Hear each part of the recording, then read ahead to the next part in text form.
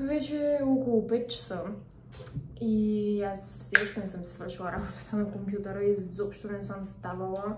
Дори не се спомням в колко седнах, но трябва да отида на фитнес.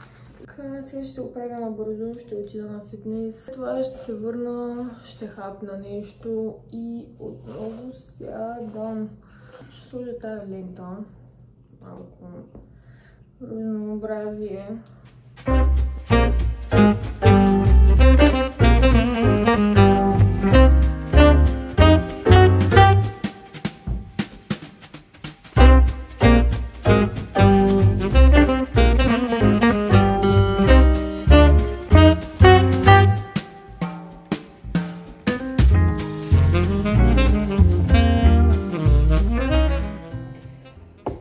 Прибрах се от фитнес. Сега ще направим един бърз протеин. Навънка пак започва да гърми. Изобщо не знам какъв е протеин. Не съм го купувала аз. Просто знам, че става. В смисъл на вкус, аз с друго не разбирам. С шоколад е.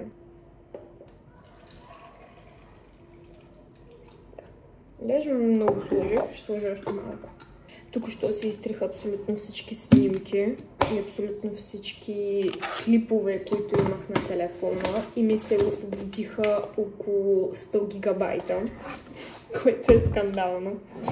Но да, днес всичко ги прехвърлих на компютъра, отне около 1 час, но стана. И да, сега ще трябва да сядам, да обработвам и след това трябва да се изкъпя. Всъщност, може би първо ще се изкъпя, не знам, ще видим. Но, докато спия протеина, съм взела едни неща да ви покажа, които си взех вчера, но не съм взела останалите и сега идвам. Върнах се. Взех си нови шампуани балсам. Тези са на Клорейн. Не знам как се произнася това нещо. Видях, че някъде ми бяха попаднали и някой беше казал, че някакъв шампуан беше хубав и реших да си взема просто шампуан и балсам, защото моята коса е малко в недобър период в момента. И от около 4 години, 3, ползвам шампуан здраве, защото предната ми фризьорка ми каза, че това е най-добрият шампуан, който мога да ползвам и наистина години наред, нали, съответно го ползвах и много добре ми се отразяваше на косата. Ползвах го с балсама на L'Oreal, който е Лилавия, ще го оставя и тук. Но косата ми просто нямате си на идея просто колко много пада, в смисъл много буквално. Всеки път, в който си прокарам ръцете, пада. Вече виждам отскоро и някакви люспи тук отпред на херлайна, които се получават. И това не е хубаво. Явно този шампуан вече ми е прекалено силен за мен. Ще ползвам тези. Този е за обем. По принцип знам също от старата ми фризьорка, че шампуаните за мазна коса, тъй като моята коса е отвратително мазна. В смисъл, буквално съм я къпала вчера и не си личи. Винаги ми е казвала, че шампуаните за мазна коса по-добре да ги избягвам и да ползвам шампуани за обем. Този е за обем, мирише хубаво, става. Това е и балсама, той е с хинин, anti-hair loss. Явно съм се взела.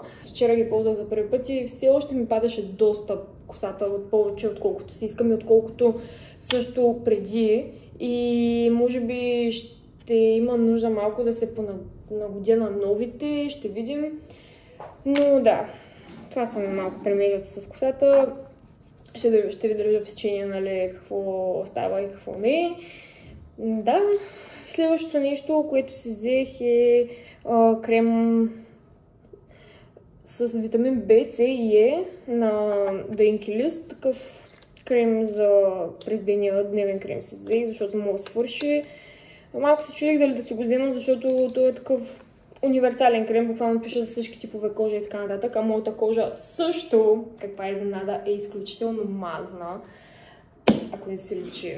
Но ще видим, ще го пробвам, не беше чак толкова пари, ако не ще го ползвам за нощен крем, защото ползвам за нощен крем по-такъв богат хидратиращ крем за лицето, за да не ми тежи през деня. През деня обичам нещо по-лекичко. Ще го пробвам. Другото нещо, което си взех е хайлайтера на Rare Beauty, малката версия, наистина е доста малка. Ако знаех, че е толкова малка, най-вероятно нямаше да си го взема, защото струваше 35 лева. Но, нали, в моя защита ще кажа, че доста хора казват, че това е доста пигментиран хайлайтер. Като цяло техните продукти са доста пигментирани. Ще го пробвам, цветът изглежда много приятен. Не знам дали се вижда, то малко светлината точно пада върху него. Но изглежда добре. Апликатора е хубав и мириш малко странно. Всъщност мириш на парфюм, което не е много хубаво, но става. Да, това са моите нови придобивки. Отивам да си изпия протеина, защото стана 1000 часа. И да.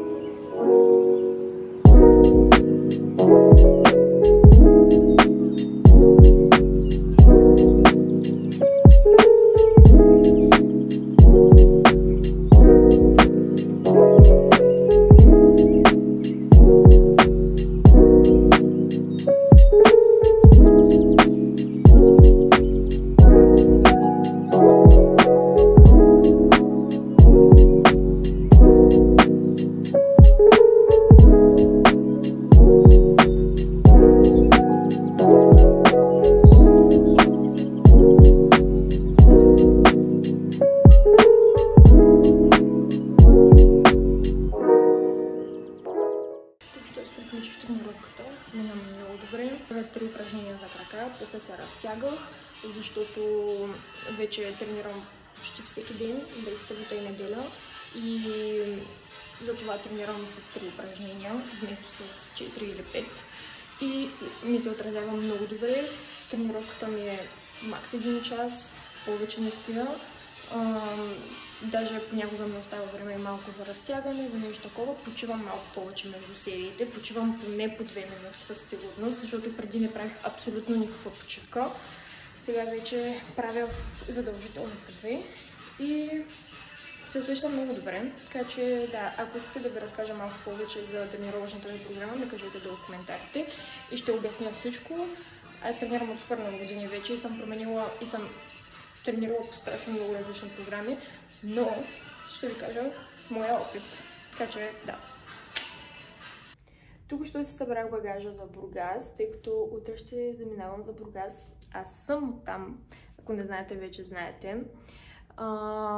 Това е багажа, куфара с дрехите, обувки, чанти, такива неща, които няма да ми трябват утре, защото утре също ще трябва да се оправям вкъщи, защото ще заминавам към следобед, някъде към вечерта.